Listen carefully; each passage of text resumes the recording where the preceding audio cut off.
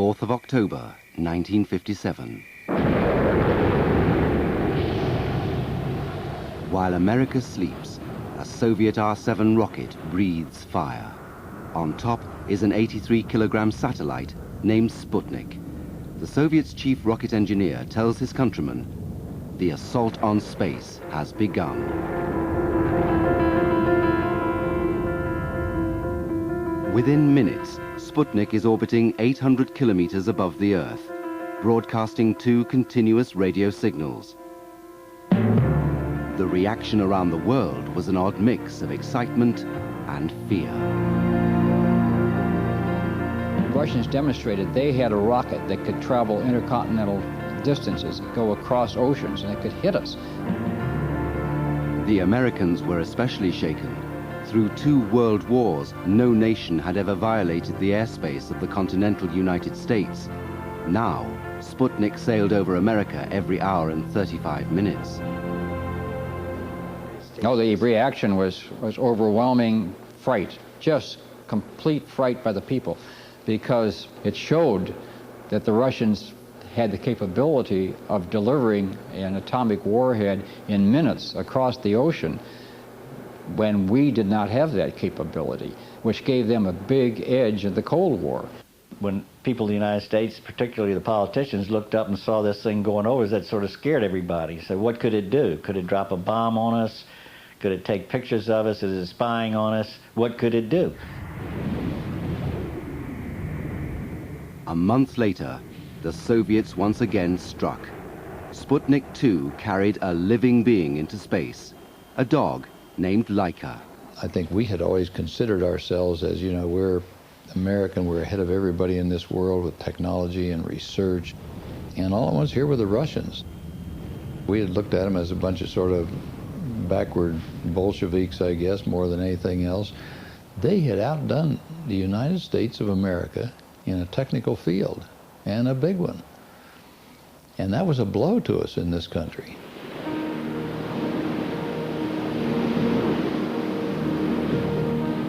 While the Soviet successes left most Americans feeling demoralized, Major John Glenn saw it as a challenge that had to be met.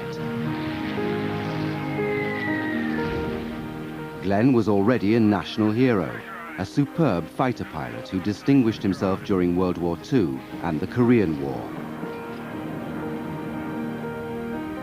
In July of 1957, Glenn became the fastest pilot in America after flying his F-8U Crusader coast to coast in a record-breaking 3 hours and 23 minutes. Glenn dubbed his flight Operation Bullet and averaged a supersonic speed of more than 1,126 kilometers per hour. In 1950s America, John Glenn was regarded as the epitome of the American dream, a frontiersman for a new age.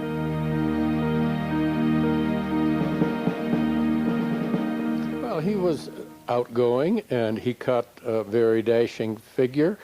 He's ambitious. He's an attractive fellow.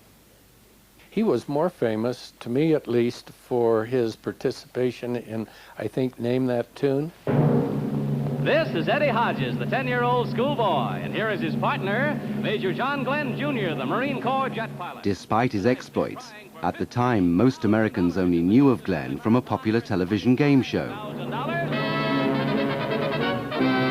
Name That Tune! Tonight you're back to try for the 3rd round of the Golden Medley Marathon worth $15,000. And I'd like to tell our audience a little bit about both of you, if I may. Eddie is from Hattiesburg, Mississippi, and wants to grow up to be a Baptist preacher. And his partner, Marine Corps Major John Glenn, recently received the Distinguished Flying Cross for being the first pilot in the history of aviation to make a supersonic flight across the country from coast to coast at a speed faster than the speed of sound.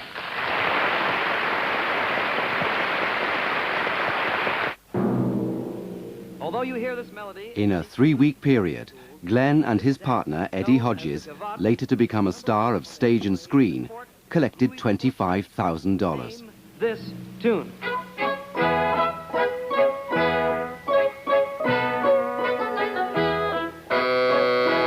You know the name of that song? Amaryllis. Amaryllis is right! The winnings were enough for Glenn to pay for his children's college education. But becoming a television celebrity was a brief interlude in a glittering career. He was yet to enter the space program. Well, it was sort of the next step. It was a natural step on from what I'd been doing, out of combat and then doing test work. And this appeared, at least, to be almost the ultimate in testing of aircraft, or moving not just aircraft, but into a spacecraft. 6th of December, 1957. America's answer to Sputnik was a satellite called Vanguard. After the Sputnik success, an American admiral remarked that almost anybody could launch a hunk of iron. Vanguard achieved an altitude of 1 meter.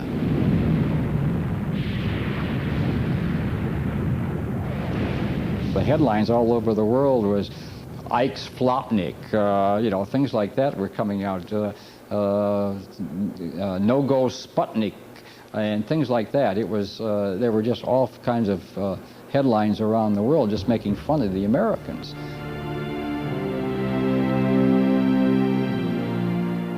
Desperate, the United States turned to a former enemy's technology to help launch it into the space race. During World War II, Adolf Hitler ordered German scientists to develop a rocket system capable of carrying a massive explosive payload.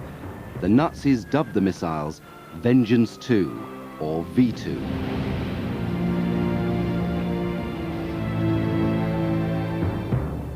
The V2s were used indiscriminately on civilian targets. But scientists like Konrad Dannenberg dreamt that these weapons of destruction could one day become tools for space exploration. Everyone saw the advantage that the V2 eventually could be used as a scientific tool in order to explore outer space and in order to learn more about the higher layers of the atmosphere.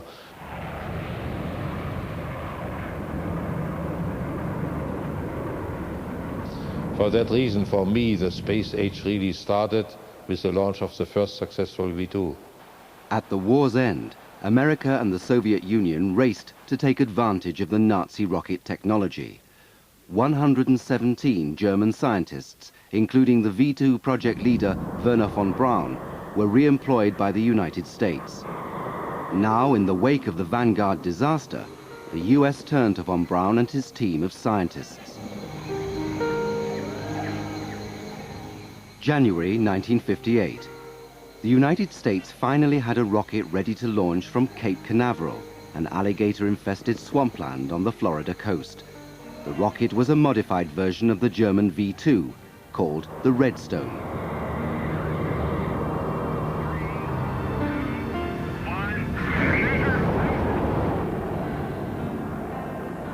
On January the 31st, 1958, the Redstone launched successfully and reached Earth orbit.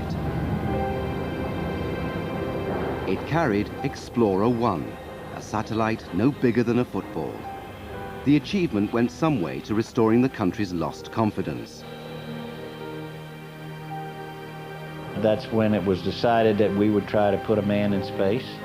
And I think the Russians determined that about the same time, to put a man in space. And then so it became a space race in the eyes of the press. And indeed it was some kind of a race. To the Soviets, it was hardly a race. They were the first to put a satellite into space. Now, they dreamt of putting a man into orbit. And once again, the Soviets were determined to beat the Americans to the prize.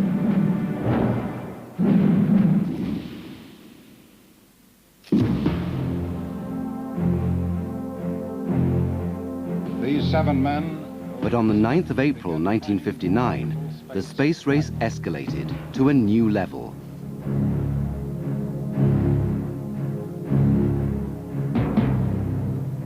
NASA announced a new initiative, the Mercury Project. These, ladies and gentlemen, are the nation's Mercury astronauts.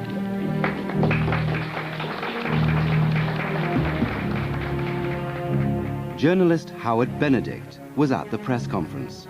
They introduced them as if they were the biggest heroes that ever lived, you know, and that they had never done anything. People in the audience were screaming and yelling, and they were rushing forward, and the newsmen were making fools of themselves, tumbling all over each other. It was just a big, chaotic scene, because these were the guys who were going to carry us into space. The press anointed them the Mercury 7. Deke Slayton, Alan Shepard, Gordon Cooper, Wally Shearer, Scott Carpenter, Gus Grissom, and John Glenn.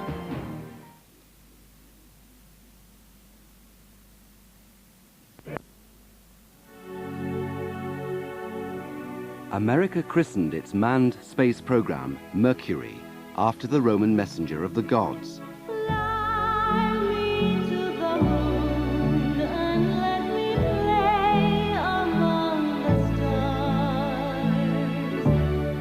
Most Americans saw only this side of Project Mercury, smiling, confident astronauts posing for the cameras.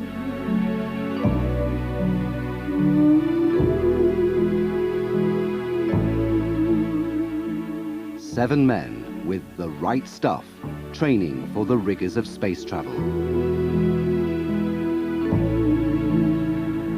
But behind the carefully orchestrated press calls lay a well-kept secret.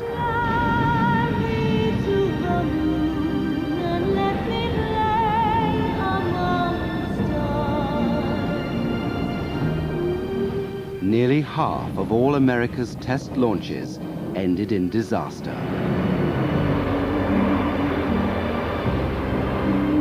Project Mercury flight director Chris Kraft.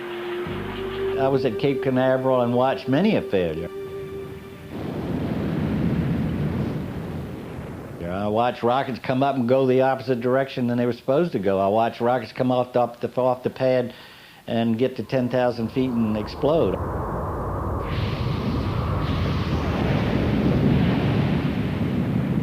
We were impressed by the fact that these things could cause mayhem.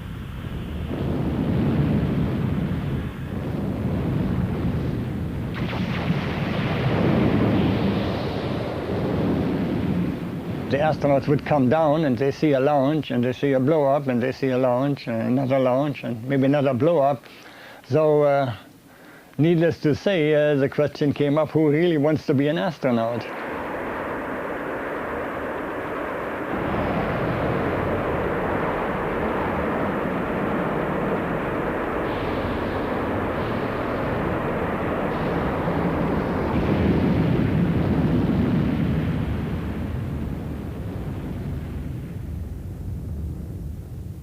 I still recall the very first time after the seven of us had gotten into the program, and we'd been in a few months, and they decided they were going to take us down to the Cape to see a missile launch.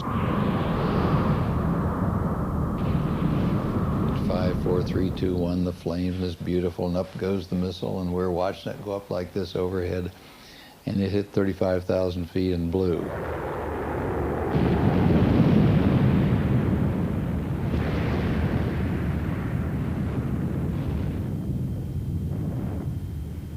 And it looked like the atomic bomb went off over our heads. And so we all looked at each other and sent the engineers back to the drawing boards again as to what the problem was.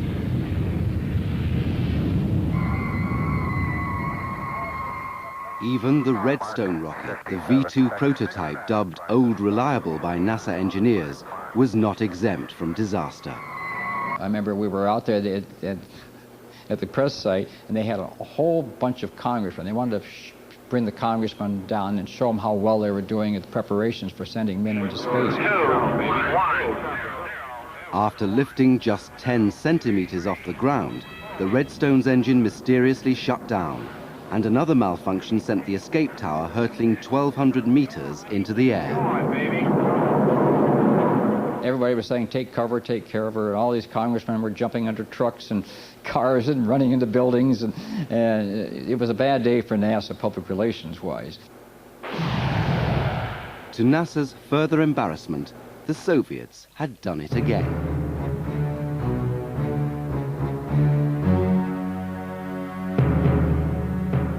On On the 12th of April, 1961, 27-year-old Yuri Gagarin climbed the stairs to an SS-6 intercontinental ballistic missile rocket and crawled inside the tiny spaceship called Vostok.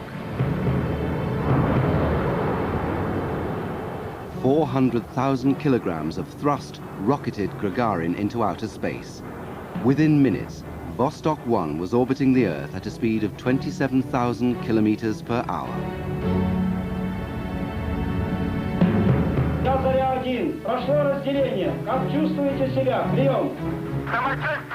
Once again, America was stunned. I do not regard the first man in space as a sign of the weakening of the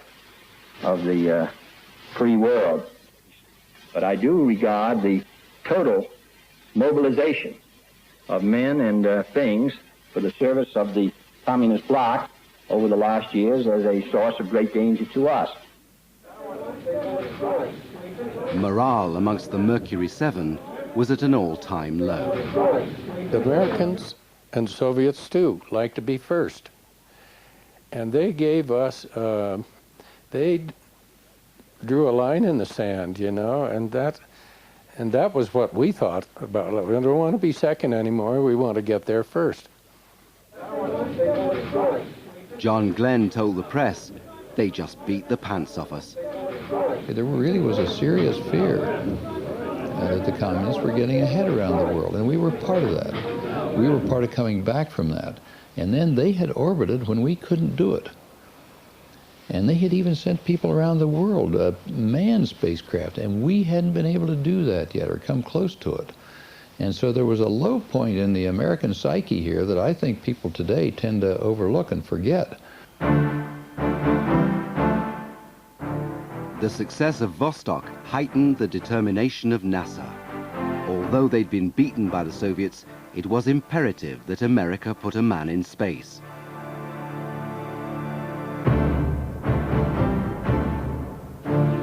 But who would that man be? NASA was keeping it a secret. The press speculated that John Glenn was the natural choice. Roger, ready to resume the count. STE, I'm going to turn it over to Stoney, verify. Just 3 weeks after the Vostok success, the first American Mercury mission was ready for takeoff. To the press's amazement, the astronaut to step out into the glare of the television lights was not Glenn, but Alan Shepard, a former Navy test pilot said to have ice in his veins. 1 minute and counting. Roger. Shepard took his place in the capsule on top of the Redstone rocket. It was the only rocket in which NASA engineers felt confident enough to risk a man's life. 7, loud and clear, Tony.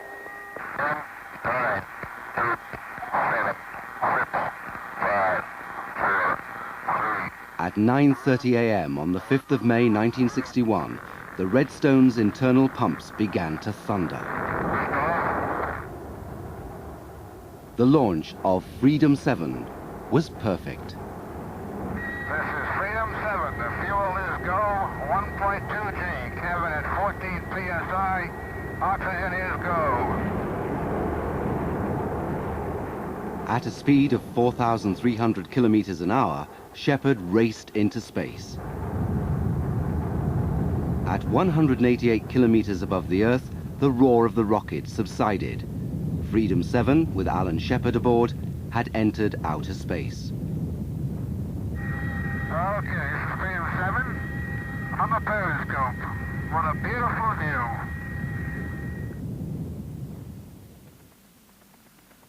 The flight of Freedom 7 turned out to be a grand success, but the score with the Soviets was hardly settled.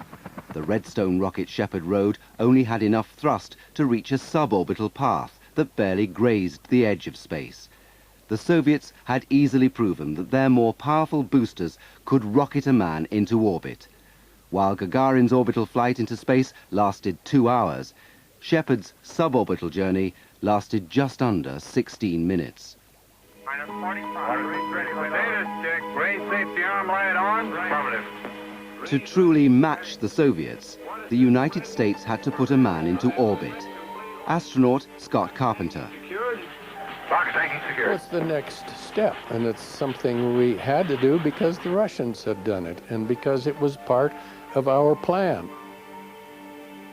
And that's the whole key to spaceflight is, at that time, Earth orbit. 3, 2, 1, 0. To launch a man into orbit, NASA had developed the most powerful rocket to date.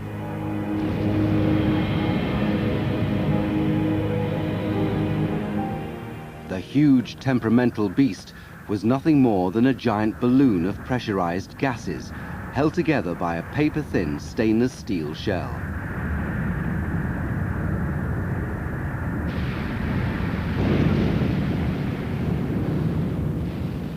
The whole space program hinged on the successful launch of Atlas. Indeed, it was the only rocket NASA had that was powerful enough to get a man into orbit.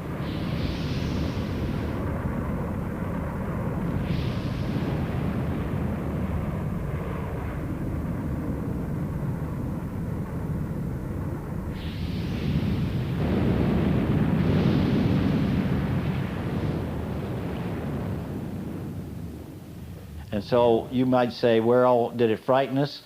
I think it developed a certain amount of respect as far as we were concerned for the fact that we were flying on a very lethal bomb.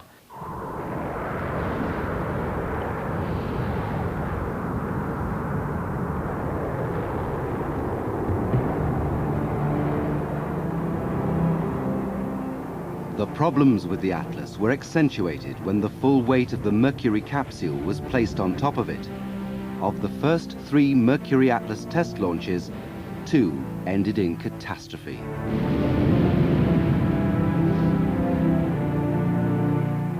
John Glenn was chosen for the next mission. He was fully aware of the risks, but was supremely confident. Project Mercury engineer Gunther Wendt remembers discussing a difficult subject with Glenn. We were talking about what happened if he does not come back. See, the major problem we had with Mercury, and which we thought later on, is that they may bounce off the Earth's surface and skid out, and there was no power that could bring him back. He would be in orbit forever. So we had to worry about that, and he knew about it.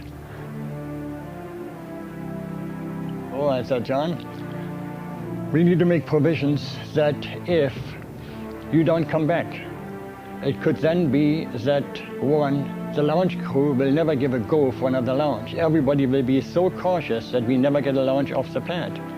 And secondly, somebody has to tell your family. So without going into details, we made provisions for that he would not come back. Annie Glenn was haunted by the image of her husband lost in space. The one fear that I can remember, wonder if he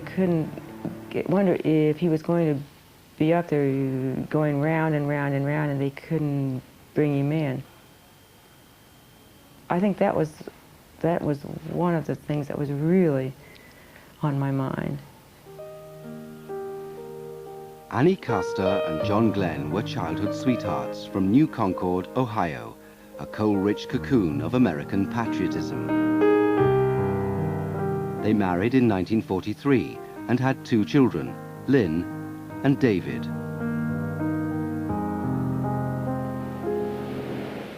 To prepare for the mission, John Glenn took his family to Cape Canaveral to witness an Atlas test launch. And we went down at night to the beach to watch, and it got about, I don't know, 200 feet, 300 feet, some distance off the pad and blew up. I can remember being shocked and stunned and overwhelmed and questioning both my mom and dad about whether this was going to happen to him.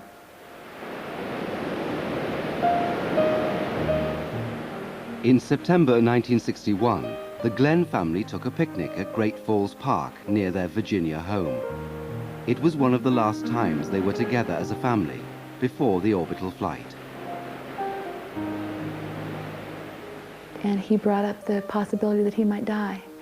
And that was the first time we talked about that. And he didn't want Dave and me to be angry at Mother or angry at NASA or blame the government or blame anybody if he would die. He wanted us to remember that it was something that he was doing because he believed in it and it was what he needed to do. 20th of February 1962. Clear skies and a calm, glittering sea.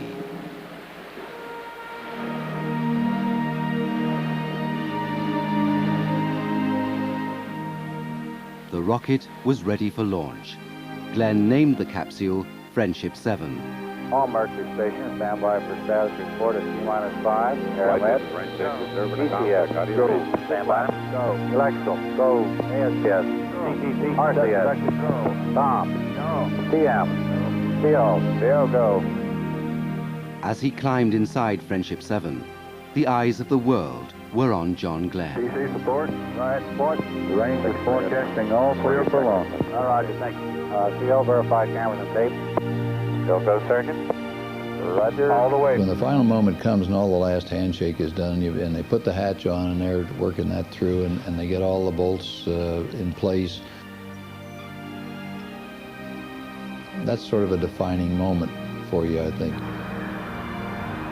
You know it's for real at that point. You're getting ready to go. Minus 2 minutes. Starting flight pressurization. Mercury control is go. Glenn was alone. Minus 1 minute, 40 seconds. One. Mercury Control patched through a special phone call. On the line was John's wife, Annie. He said that he was just going down to the corner to get chewing gum. And that brings tears to my eyes even now, because I didn't know maybe that was going to be our last conversation. T-minus 18 seconds and counting engine start. As liftoff neared, a voice interrupted the count. Godspeed, John Glenn.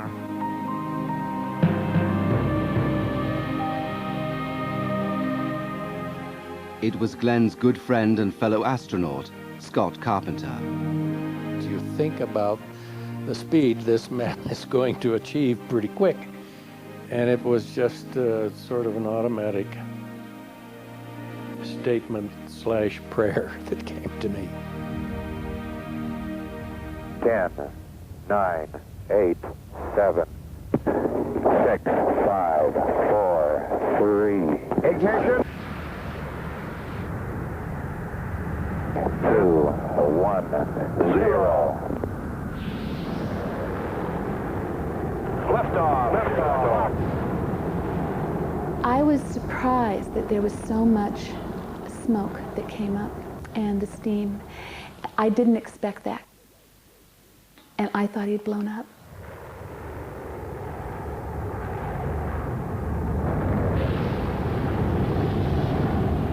Tape is go. We're standing by for you. Roger, backup clock is started.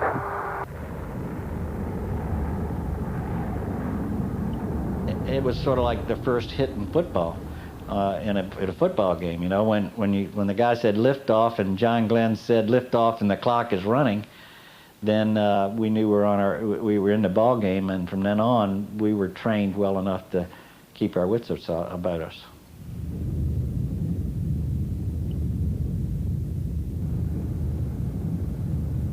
It was beautiful, but I held my breath every bit of the way. All I could think of was all of those atlases I'd seen blow up.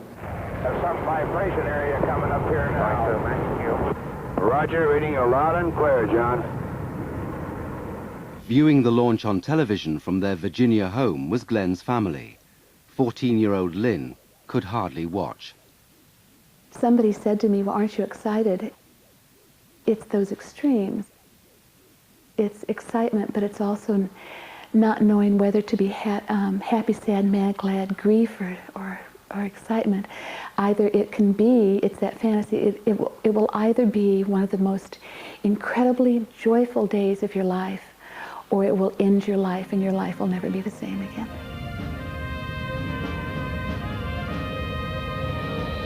Roger, tape is is go and I am go. Our capsule is in good shape.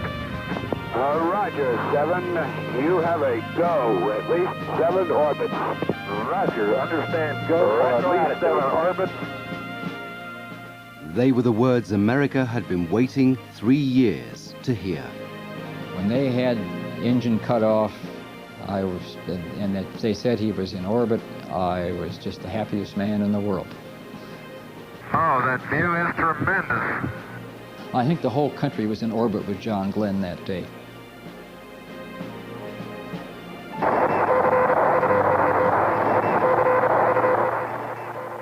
The euphoria was short-lived. A chilling alarm in Mercury Control stunned NASA engineers. The flight of Friendship 7 was about to become a full-scale emergency.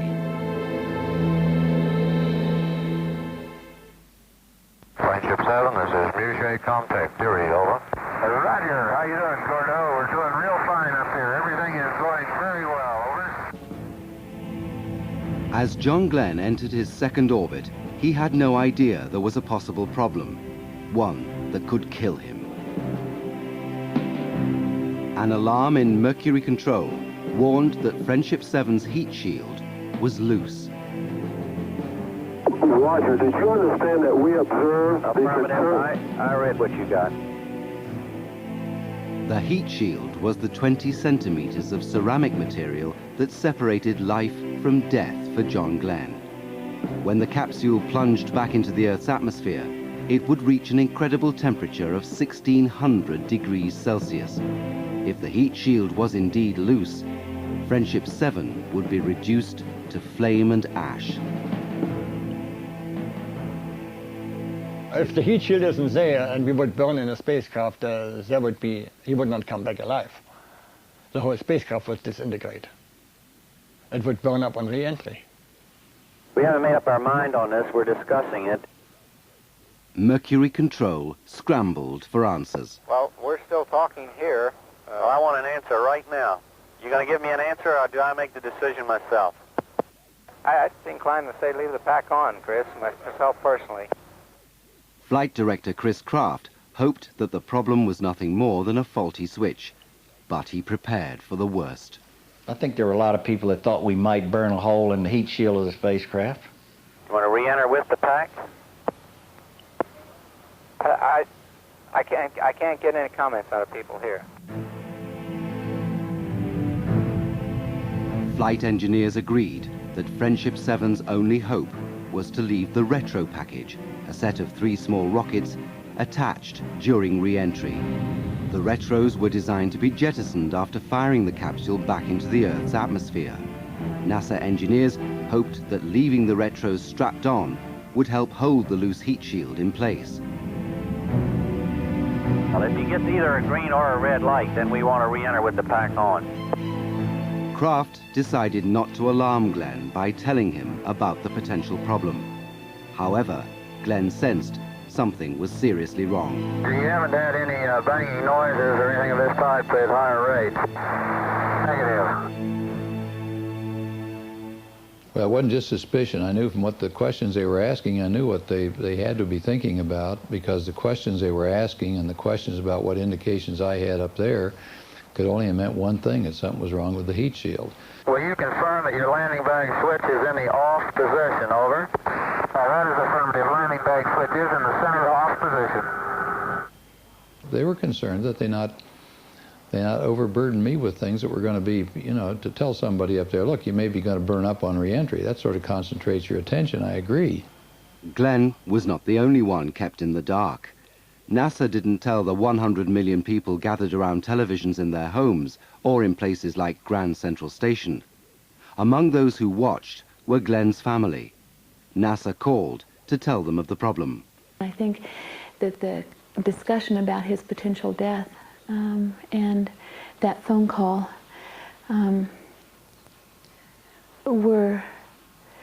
it was like static. It's like it doesn't fit for a child's knowing. I sure knew the reality, the potential of it from the talk we'd had, but I also knew that there was nothing I could do. As Glenn prepared to plunge back to Earth, NASA gave him new instructions. We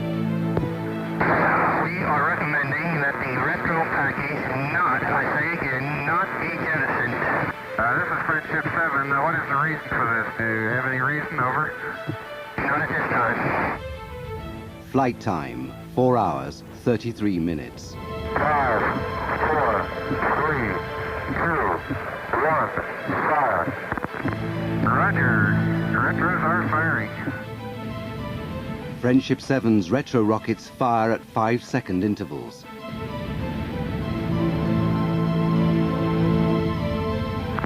Are they ever? It feels like I'm going back toward Hawaii. Don't do that. You want to go on the East Coast.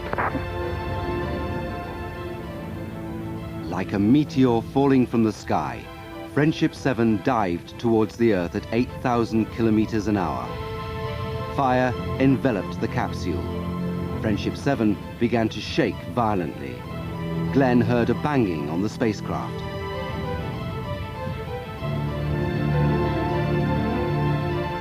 Friendship 7, a real fireball outside. During re-entry, though, when these chunks started coming back, I couldn't be sure whether it was the retro pack or the heat shield, and those were some moments of great concentration on what was going on, to put it mildly. But there wasn't anything I could do about it. If it was going to burn up, it was going to burn up. Go ahead, Cape. You're going out. We recommend that.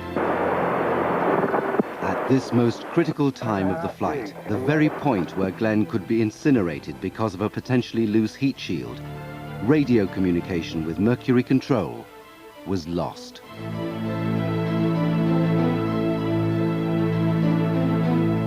Friendship 7, this is Cape. Over. Friendship 7 had entered an ionized layer of the atmosphere that made radio transmissions impossible.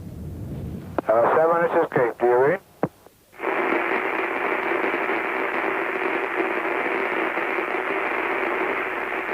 For 4 minutes and 20 seconds, there was silence. Friendship 7, this is Cape. Over. All they could do was wait.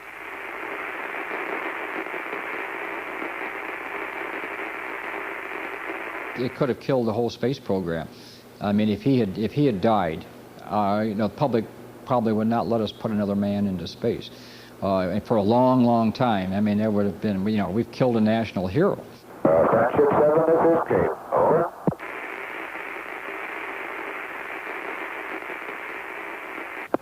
This is Cape. Do you read? I can remember that being the most terrifying for me. And I thought, he's gone. It's the quintessential definition of helplessness because there's nothing that you can do. Keep talking now. Friendship 7, this is Cape. Over. I prayed.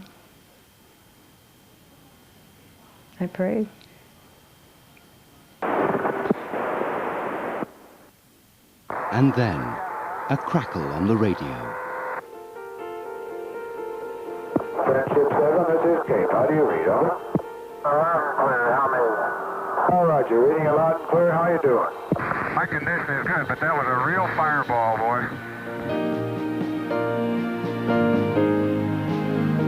Main chute is on green. Chute is out in reach condition at 10,800 feet and beautiful chute. Chute looks good.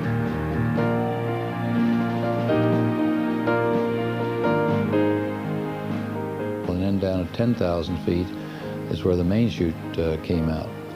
And that's one of the prettiest sights I ever saw in my life, too, was Glenn looking out the window here and seeing the chute came out. It was a beautiful chute and a pretty sight.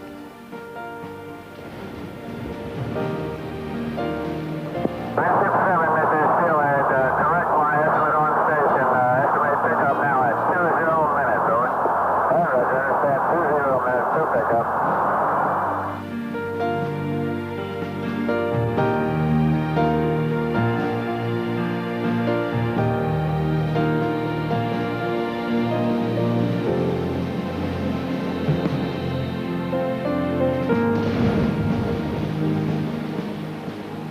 Less than 5 hours after launch, John Glenn was safely back on Earth.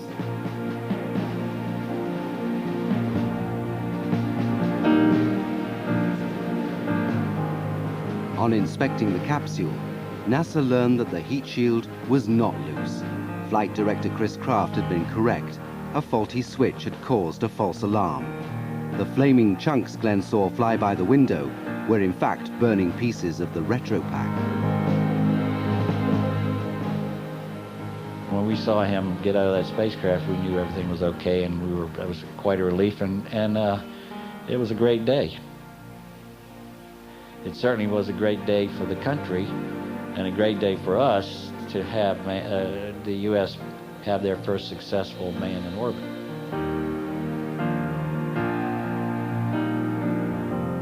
It was a time of triumph, eventually, for this nation. It was a time of triumph for human intellect. They were heady days. Obviously, I was glad to be back down again, of course, but I think you'd like to go up every day once you've done one of those flights, because they're that kind of an experience. You just want to repeat it. Glenn was flown back to Cape Canaveral. Waiting for him were Vice President Lyndon Johnson and Glenn's family.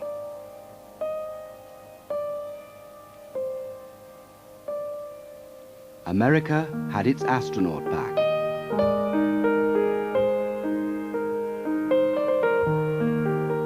Lynn, David, and Annie Glenn had their father and husband back. It was just good to hold him in my arms. He was alive. He was home. He was home.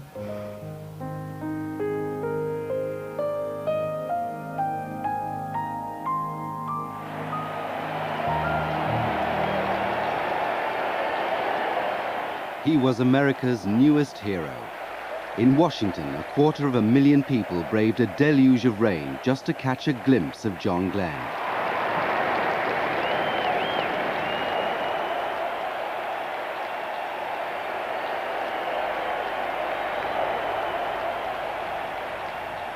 I think people looked at it as we were finally back in this thing. We were back in it. And we're going to make a race of this with the Soviets, and we're back, and don't count us out on this thing. The following day in New York City, from every building, people showered confetti. 4 million people turned out to cheer the astronaut who put America back in the space race.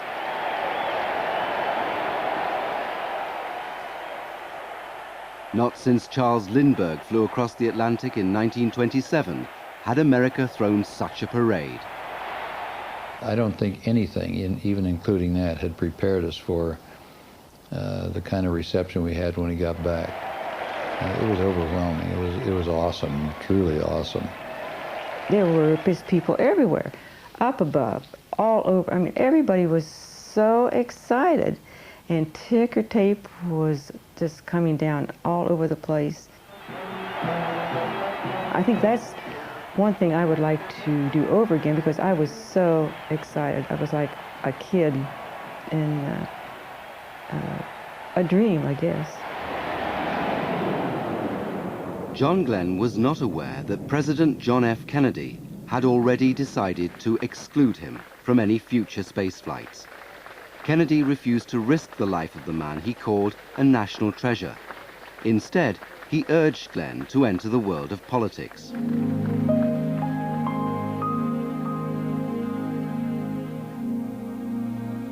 The success of Friendship 7 gave NASA newfound confidence. For the first time, the Americans had truly matched the Soviets.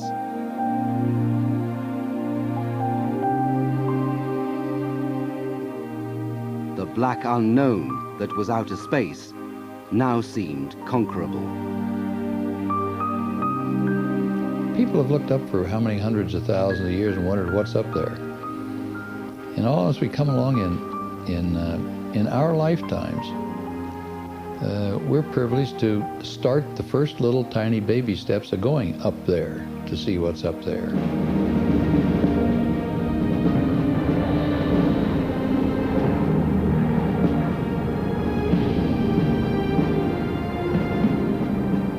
John Glenn's 1962 flight of Friendship 7 was more than just an infant step.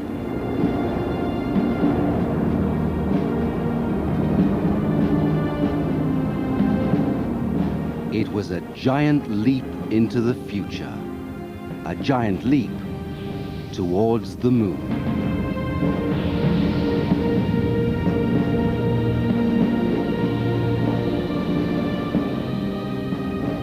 Why, some say the moon? Why choose this as our goal?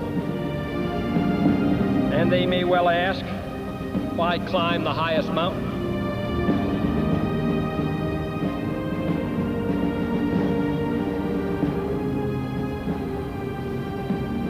We choose to go to the moon. We choose to go to the moon.